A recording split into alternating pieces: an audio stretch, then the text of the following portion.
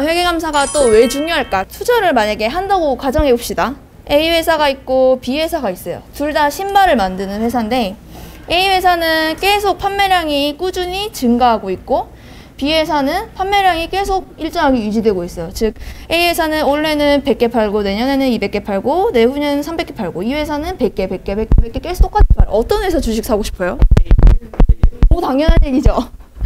그래서 이렇게 투자를 할 때 이런 재무적 정보가 쓰이게 되는 거죠. 근데 회사가 이렇게 매년 신발을 10%씩 이렇게 증가하고 있다고, 신발 판매량이 증가하고 있다고 했어요. 근데 이게 사실 거짓말일 수도 있는 거지. 회계감사를 받지 않는다면 이 회사는 거짓말을 할 수 있는 거야. 그래서 투자자들이 이 회사가 판매량이 진짜 10%씩 늘어나는 줄 알고 잘못 투자를 할 수 있다는 거죠. 그렇죠? 그렇겠죠? 그렇게 되면 이 잘못 투자를 했기 때문에 이 투자자들은 나중에 이 사실을 나중에 알게 됐고, 그러면은 주가가 엄청 떨어졌겠죠? 뭐 원래 뭐 10,000원 하던 게 아예 뭐 주식이 없어져 버릴 수도 있는 거고 100원으로 떨어질 수도 있는 거고, 그러면 투자자들이 손해를 볼 거예요. 그래서 국가에서는 이러한 피해를 방지하고자 국가에서 공인한 공인회계사들을 투입해서 법적으로 외부 회계감사를 받도록 하고 있습니다. 그래서 이 실제 판매량이 10%씩 증가하고 있지만 진짜 실제로 증가하고 있는지 너희들이 가서 감사를 해. 그래서 오케이 하면 이 10%는 맞는 거야. 이런 확인 절차를 해주는 게 회계감사라고 보시면 될 것 같습니다. 그래서 실제로 기사를 보시면 지금 당장은 뭐 이런 기사들을 잘 안 보겠지만 이렇게 경제 기사들을 보시면 이런 회계 부정과 관련된 기사들이 많이 나와요. 중국 기업 회계 부정했다. 그래서 주가가 급락했어. 또 분식 회계를 했다. 그러니까 말 그대로 회계의 분식, 그러니까 분칠을 한다고 생각하시면 돼요. 잘 예쁘게 보이게. 그래서 분식 회계를 해서 주가가 40% 급락했다. 그래서 주주 달래기 바쁜 시즌, 뭐 이렇게 기사들이 많이 나오고 있어요. 그래서 이런 회계 부정을 막기 위해서 회계감사가 반드시 필요하고 이런 일들을 하는 게 공인회계사이다. 그리고 세금 관련된 업무도 하고 있는데 이제 기업이 매년 돈을 벌겠죠. 그러면은 그 돈 번 거에 일부를 나라에 세금으로 납부하게 되고, 또 나라는 그 세금을 통해서 우리 개인들에게도 나누어주고 또 기업에게도 나누어주고 또 사회적으로 전반에 필요한 데 쓰고 있어요. 그래서 그 세금을 계산하는데 또 신고를 하는데 도움을 주는 게 또 저희의 업무 중 하나입니다. 그리고 아까 재무자문 업무도 한다고 했는데 말이 조금 어려울 수 있어요. 말 그대로 재무 관련된 자문을 해주는 업무를 하는데 기업이 경영을 하고 있는데 어려움이 있을 수 있고, 또 회사가 또 다른 회사를 살 수도 있고 또 다른 회사를 팔 수도 있고 또 자기 회사 안에 있는 어떤 사업부를 사고 팔고 할 수 있는데 그런 일들이 있을 때 문제점을 파악해주거나 상담하고 돕는 일도 하고 있다. 그래서 상당히 공인회계사 하는 업무 범위가 넓다고 볼 수 있겠죠. 그래서 예를 들어 여기 여행 패키지를 중개해주는 회사를 운영한다고 가정해 봅시다. 지금 이제 코로나 때문에 사실 그 여행사들이 많이 어렵죠. 그래서 해외여행이 급속도로 줄어들면서 사업을 접을지 아니면 다른 사업을 또 시작할지 고민을 할 때 또 이런 공인회계사들이 옆에 가서 자문을 해주고 의사결정을 도와주는 역할도 하고 있습니다. 이제 회계 체험을 해볼 텐데, 자, 챕터 5 회계 체험. 우리가 지금 계속 말로만 했잖아요. 회사의 가계부, 재무상태표, 손익계산서 이런 지금 계속 말들만 나왔는데, 그럼 실제로 숫자로 어떻게 회계 처리를 해야 하냐, 그거를 이제 배워보도록 하겠습니다. 회계가 무엇이었는지 잠시 다시 생각해 봅시다. 우리 아까 회계가 더 나은 선택을 할 수 있도록 이끌어주는 정보다 라고 했을 때, 예를 들면 빵 가게를 가정했을 때 빵 가게를 운영하면서 가지고 있는 자산, 또 빵 가게를 운영하다 보면은 대출을 받을 수도 있고, 그리고 또 번 돈이 있을 거고, 또 빵 가게를 운영하면서 쓰는 비용이 있을 거고, 그래서 이런 것들을 모두 기록하고 우리 상태를 기록하고 얼마나 장사를 잘했는지 보여주는 내용을 기록하고 정리하는 과정이 회계다. 아까 배웠었죠. 그래서 그러면은 어떤 것들을 그 가계부에 기록을 해야 할까? 모든 거래를 다 기록하진 않겠죠. 회사가 장부에 기록해야 할 경영 활동을 이제 회계상 거래라고 하는데, 여기 지금 나와 있어요. 회계상 거래인 것과 아닌 것. 예를 들어 빵을 배달해 달라고 전화를 받아요. 그럼 그거는 장부에 뭔가를 기록해야 될까요? 아니요.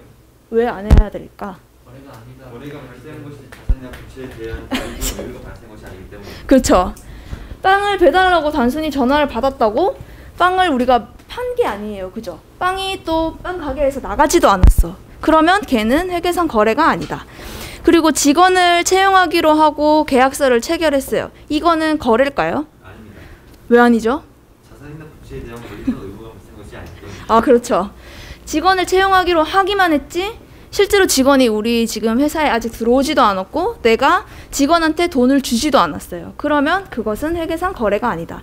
그럼 직원을 채용하고 매달 월급을 주겠죠. 그러면 그때서 비로소야 회계상 거래다. 그리고 밑에 또 빵집 할 장소를 결정하여 한 달 후에 이제 계약을 하는데 계약을 체결하진 않았어. 체결하기로만 했어. 그럼 이거는 거래일까요? 아니죠. 아니죠. 왜 아니죠? 자산이나 부채에 대한 의무가 발생한 것이 아니기 때문에. 그렇죠. 우리가 전세 계약을 체결하기로 했다는 것만으로는 회계상 거래가 아니고 전세 계약을 실제로 체결하고 우리가 계약을 체결함으로써 돈을 지불했을 때 그게 이제 회계상 거래고 우리는 장부에 인식을 하게 된다. 그러면 장부에 인식하게 되는 대표적인 유형은 어떤 것들이 있나? 도난 및 분실. 만약에 우리 회사가 뭐 이런 펜을 가지고 있었는데 도난이나 분실을 당했어. 그러면 이 펜 하나가 없어지는 거죠. 우리 공장에서. 그러면은 그것은 회계상 거래일까요? 맞아요. 그렇죠. 아까 읽었다시피 우리 자산에 대한 권리가 없어진 거죠. 하나를 잃어버렸기 때문에. 그러면 그거는 우리의 자산에서 하나가 빠지게 된다.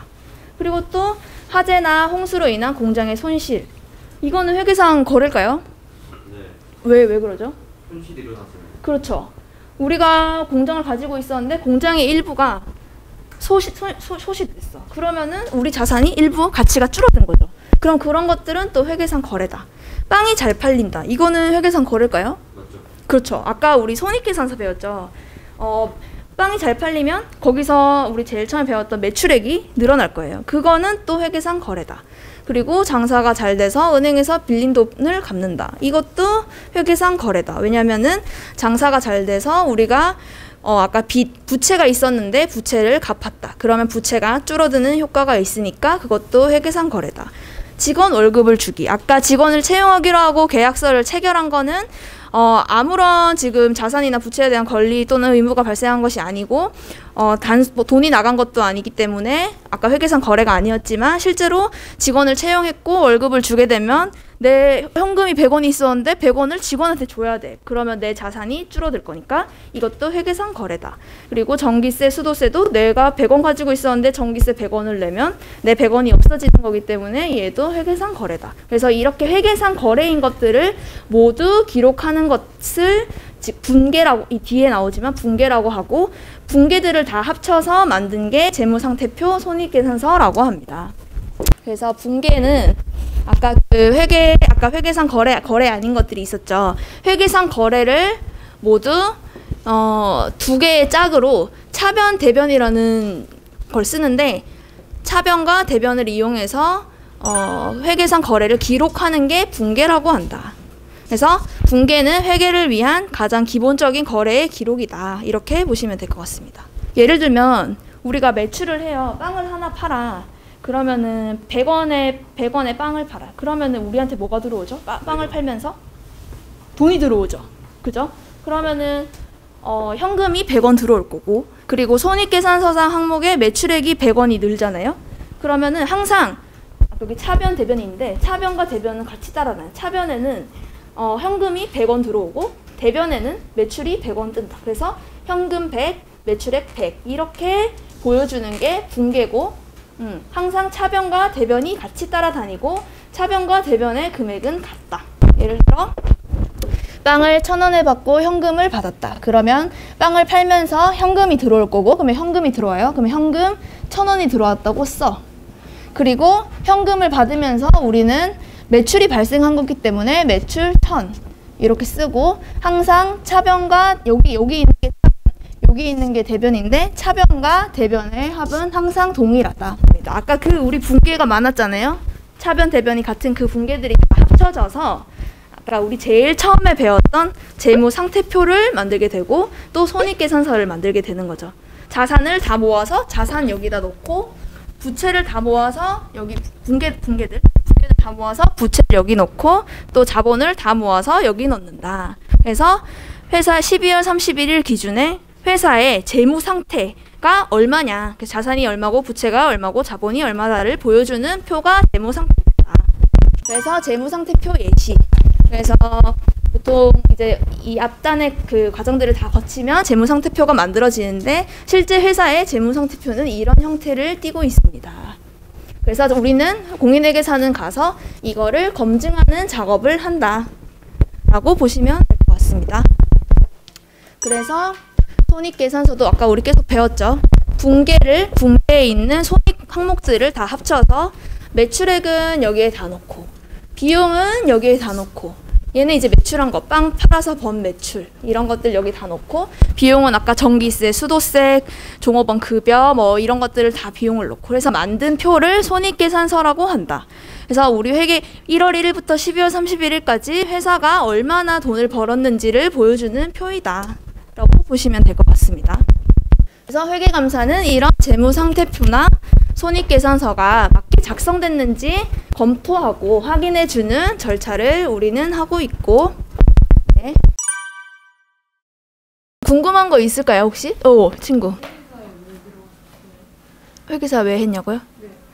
선생님은 사실 이렇게 원래는 아까 말했다시피 대학교 들어가서 이 직업이 있는지 처음 알았는데 원래 학교 다닐 때 좀 수학을 제일 잘했었고 미안합니다.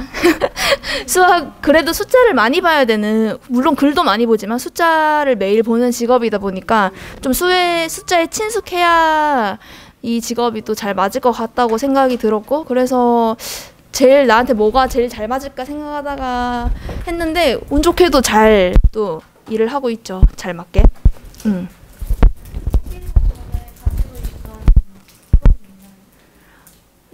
원래 장래희망? 원래 저는 PD, 프로듀서 하고 싶었어요. 근데 완전 다른 길을 가고 있지만 지금 생각해보면 그 일보다는 지금 내가 하는 일이 나한테 더 잘 맞는 것 같다. 그래서 그렇게 생각하고 있어요. 수학을 못하거나 싫어하면 하기 어렵겠죠? 아니에요. 말이 수학이지 이건 산수에 가깝죠. 아까 봤다시피 수학과 산수는 다릅니다. 분계는 사실 간단해요. 그냥 차변, 대변, 합이 같으면 되고 막 어려운 수학이 나오는 과목이 아니기 때문에 어려운 수학이 요구되는 건 아니에요. 그래서 오히려 수학도 수학인데 수학이 우리는 글도 많이 본단 말이에요. 네, 맞아요. 단순 산수고 여기에 무조건 기하학이 나오겠냐? 안 나와. 계산기 쓰고 이래요. 저희는. 네. 암산 안 하고 계산기 쓰고 그리고 회계 기준서가 있는데 그거는 오히려 다 글로 돼 있거든요. 그래서 그거를 검토하고 그걸 바탕으로 그 분계가 잘 돼 있고 그 국어랑 수학 약간 이게 더 조화가 잘 맞아야지. 수학만 잘한다고 되는 게 아니라. 선생님 이제 이번 계기를 통해서 또 이런 직업이 있다는 것도 알았으면 좋겠고 또 이걸 통해서 이 직업에 대한 꿈을 조금이나마 갖게 된다면 그걸로도 너무 선생님은 뿌듯할 것 같고 그럼 오늘 수업 너무 잘 들어줘서 너무 고맙습니다. 수고했습니다. 고맙습니다. 짝짝짝.